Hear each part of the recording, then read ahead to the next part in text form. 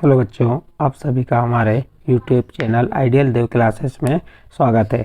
बच्चों, आज हम आपके लिए एडगेट अभ्यास पुस्तिका विषय विज्ञान कक्षा 8वीं का लेके आए हैं, जो आपकी परीक्षा की दृष्टिकोण से बहुत महत्वपूर्ण है। और इस एडगेट अभ्यास पुस्तिका से आपको अधिकतर प्रश्न इसी से आएंगे। अधिकतर की अपेक्षा कहा जाए तो सबसे ज़्यादा प्रश्न इसी एडगेट अभ्यास पुस्तिका से पूछे जाएंगे। चलिए बच्चों, हम कक्षा 8वीं की विषय विज्ञान के बारे में पढ़ते हैं। और इसका विषय विज्ञान के अंतर्गत पाठ 16 है प्रकाश, और एडगेट अभ्यास पुस्तिका का अंतिम पाठ है पाठ 16 प्रकाश। प्रकाश को तो सभी जानते हैं। प्रकाश यानी कि ऐसी वस्तुएं या जो वस्तु हमारे आँखों से दिखाई देती हैं वो क्या कहलाता है? प्रकाश कहलाता है। क्योंकि यदि प्रकाश नहीं होगा, अंधेला होगा, तो हमें वस्तु दिखाई देंगी क्या? नहीं देंगी। तो प्रकाश के बारे में आपको इस अध्याय में हम आपको बताएंगे। तो उसके सबसे पहले जो स्टार्टिंग में दिया है अति लघु उत्तरीय प्रश्न दिया है। अति लघु उत्तरीय प्रश्न यानी छोटे से प्रश्न। अब उसका प्रश्न एक दिया है, परावर्तन के नियम लिखिए। अब परावर्तन के नियम, परावर्तन के दो नियम होते हैं। परावर्तन के दो नियम होते हैं, और इस प्रश्न का आपको और अध्ययन करना है तो आप अपनी अभ्यास पुस्तिका के पृष्ठ क्रमांक या पाठ्य पुस्तक के पृष्ठ क्रमांक 200 और 201 में देख सकते हैं। परावर्तन के नियम के बारे में उसमें बताया गया है। देखिए, हमने परावर्तन के दो नियम बताए हैं। पहला नियम, आपतन कोण और परावर्तन कोण। आपतन कोण और परावर्तन कोण का मान कैसा होता है? बराबर होता है। आपतन कोण और परावर्तन कोण का मान सदैव कैसा होता है? बराबर। ये लिख के बताया, आपतन कोण का मान सदैव परावर्तन कोण के मान के बराबर होता है। फिर दूसरा नियम है, आपतन कोण, परावर्तन कोण व अभिलंब तीनों सदैव एक ही तल में होते हैं। तो हम इसको आपको समझा भी सकते हैं। देखिए हमने एक क्या ले लिए, एक तल ले लिए। अब यहाँ से हम, ये कौन सी किरण हो गई? हमारी आपतित किरण हो गई। और ये कौन सी किरण हो गई? परावर्तित किरण हो गई। कौन सी किरण हो गई? परावर्तित। तो ये आपतन कोण और ये जो परावर्तन कोण है, आपतन कोण और परावर्तन कोण के मान कैसे होते हैं? बराबर। और यहाँ पे एक बीचों बीच में क्या है? ये अभिलंब। पहला नियम हो गया, आपतन कोण और परावर्तन कोण के मान बराबर होते हैं। दूसरा, आपतन कोण परावर्तन कोण अभिलंब एक ही बिंदु पर होते हैं। यहाँ पे एक ही बिंदु पर होते हैं। इस प्रकार यहाँ पे आपका प्रश्न क्रमांक 1 कंप्लीट हुआ। और ये प्रश्न आपके 8वीं तक ही सीमित नहीं, ये 9वीं में भी है, 10वीं में भी है, और ये मेन एग्जाम में अधिकतर आता है। अब नेक्स्ट देखते हैं प्रश्न नंबर 2। चाक्षुष विकृति वाले व्यक्ति पढ़ने लिखने के लिए किस पद्धति का उपयोग करते हैं? इस पद्धति में कितने पैटर्न होते हैं?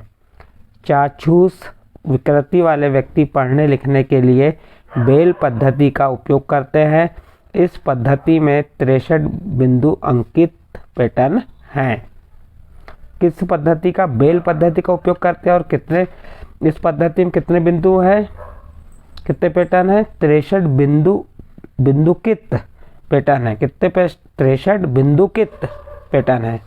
तो इस प्रकार प्रश्न नंबर 2 कंप्लीट हुआ। प्रश्न नंबर 3 देखिए, नेत्रों के लिए बहुत कम या बहुत अधिक प्रकाश हानिकारक क्यों है? जो हमारे नेत्र हैं उसके लिए बहुत कम और बहुत अत्यधिक प्रकाश हानिकारक क्यों है? हमें इसका उत्तर बताना है। यदि आपको इसका उत्तर देखना है तो आप अपनी विज्ञान की पाठ्य पुस्तक के पृष्ठ क्रमांक 207 में देख सकते हैं, खोज सकते हैं, लिख सकते हैं। हमने इसका उत्तर यहाँ बताया है। क्या बताया उत्तर? देखिए, बहुत कम या बहुत अधिक प्रकाश में पढ़ने के कारण नेत्रों पर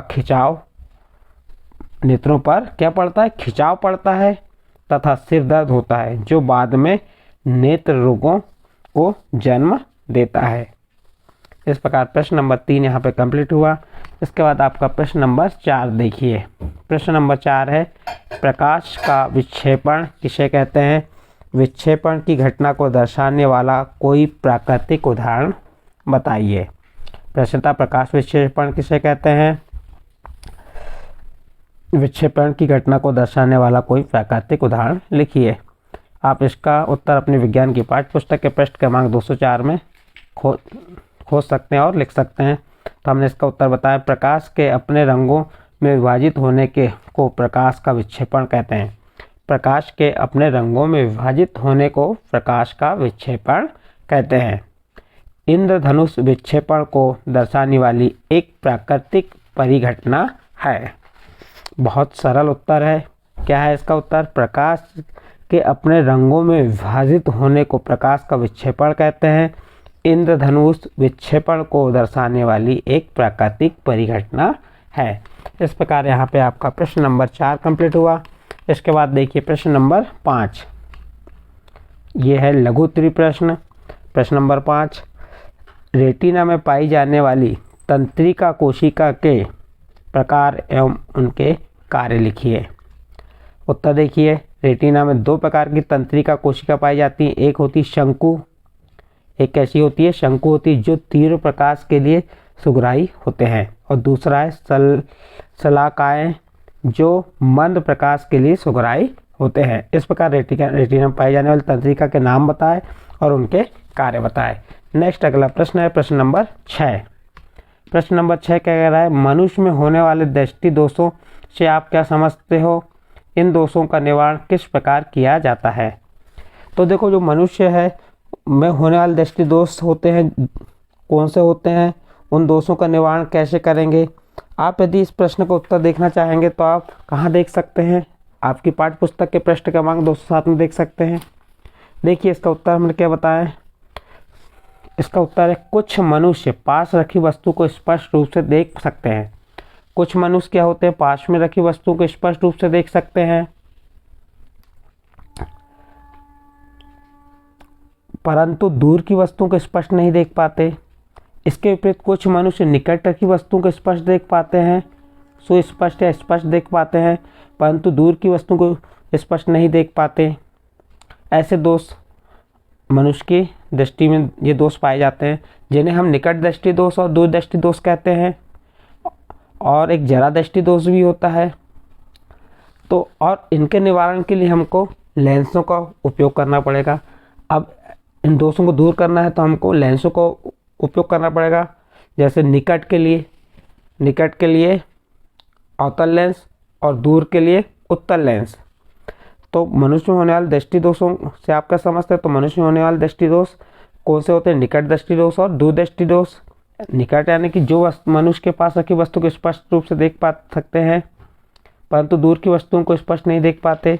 इसके विपरीत जो मनुष्य निकट की रखी वस्तुओं को सुस्पष्ट देख पाते हैं, परंतु दूर की वस्तुओं को स्पष्ट नहीं देख पाते। और इनके निवारण के लिए हमको किसका? लेंसों का उपयोग करना पड़ेगा। ठीक है, अगला प्रश्न, विसरित और नियमित परावर्तन में कोई 2 अंतर लिखिए। क्या विसरित परावर्तन में परावर्तन के नियमों का पालन होता है? देखिए इसका उत्तर है, विसरित परावर्तन असमान तल से होता है। विसरित परावर्तन किससे होता है? असमान तल से होता है, जबकि नियमित परावर्तन समान तल से होता है। विसरित परावर्तन असमान तल से होता है, जबकि नियमित परावर्तन समान तल से होता है। विसरित परावर्तन से आपतित किरण व परावर्तित किरण का मान भिन्न होता है।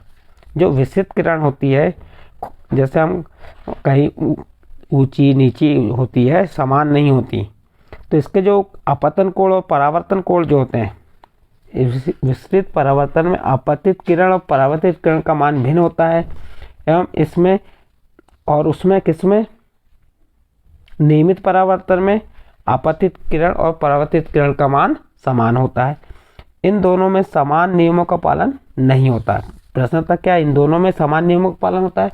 तो इन दोनों में समान नियमों का पालन नहीं होता। इस प्रकार आपका प्रश्न नंबर 7 कंप्लीट हुआ। प्रश्न नंबर 8 देखिए, आपतित किरण, परावर्तित किरण तथा आपतन बिंदु पर अभिलंब एक ही तल में स्थित होते हैं। परावर्तन के इस नियम को दर्शाता हुआ एक किरण आलेख बनाइए। देखिए हमने एक किरण आलेख बनाया एक समतल दर्पण ले लिए।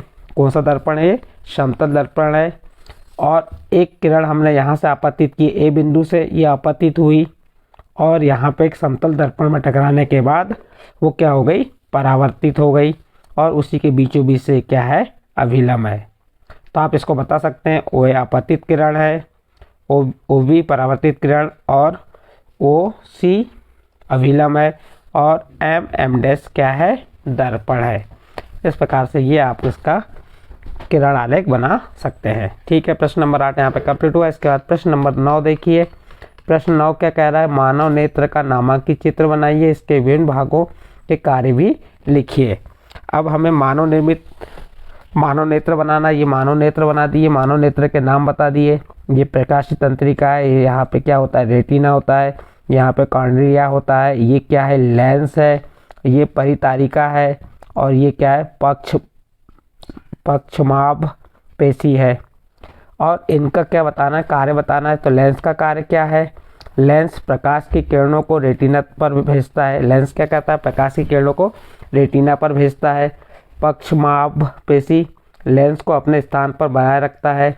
रेटिना वस्तु के चित्र को बनाता वह उसका संकेत भेजता है। तंत्रिका कोशिका रेटिना पर बने वह और उससे प्राप्त संकेतों को मस्तिष्क तक भेजना। ये किसका काम है? तंत्रिका कोशिका का है। इस प्रकार आपका प्रश्न नंबर 9 यहाँ पे कंप्लीट हुआ। इसके बाद प्रश्न क्रमांक 10 देखिए। प्रश्न क्रमांक 10 का पहला, केलाइडोस्कोप निर्माण के विभिन्न बिंदु लिखिए। केलाइडोस्कोप बनाने के लिए दर्पण की लगभग 15 सेंटीमीटर लंबी, 4 सेंटीमीटर चौड़ी 3 आयताकार पट्टियां लेकर प्रिज्म की आकृति में जोड़ें। फिर गत्ते से बनी बेलनाकार आकृति में लगाए ट्यूब के एक सिरे को छिद्र युक्त डिस्क से बंद करें। ट्यूब के दूसरे सिरे को वृत्ताकार प्लेट लगाएं। इस ट्यूब में कांच की चूड़ियों के टुकड़े रखें, फिर इस सिरे को बंद करें। इस प्रकार केलाइडोस्कोप तैयार कर सकते हैं। इस प्रकार आपका प्रश्न नंबर 10 का पहला यहाँ पे कंप्लीट हुआ। इसका सेकंड नंबर देखिए। इसका उपयोग पूछा है। केलाइडोस्कोप का उपयोग क्या है? केलाइडोस्कोप का उपयोग नए नए पैटर्न की कल्पना करने के लिए किया जाता है। केलाइडोस्कोप की एक रोचक विशेषता यह है कि आप कभी भी एक पैटर्न दोबारा नहीं देख पाएंगे। प्रायः दीवारों वाले कागज़ों तथा वस्त्रों की डिजाइन बनाने वाले तथा कलाकार केलाइडोस्कोप का उपयोग नए नए पैटर्न की कल्पना करने के लिए करते हैं। इस प्रकार आपका यहाँ पे इस अध्याय का और अंतिम अध्याय था एडगेट अभ्यास पुस्तिका विज्ञान का अंतिम अध्याय यहाँ पे समाप्त हुआ। ठीक है बच्चों, यदि आपको हमारे जो बताए गए एडगेट अभ्यास पुस्तिका के 16 अध्याय जो थे, इन 16 अध्यायों को हमने एक एक करके समझाए हैं। यदि आपको समझ आया है तो आप हमारे चैनल को लाइक कीजिए, सब्सक्राइब कीजिए और अन्य ग्रुप में शेयर कीजिए।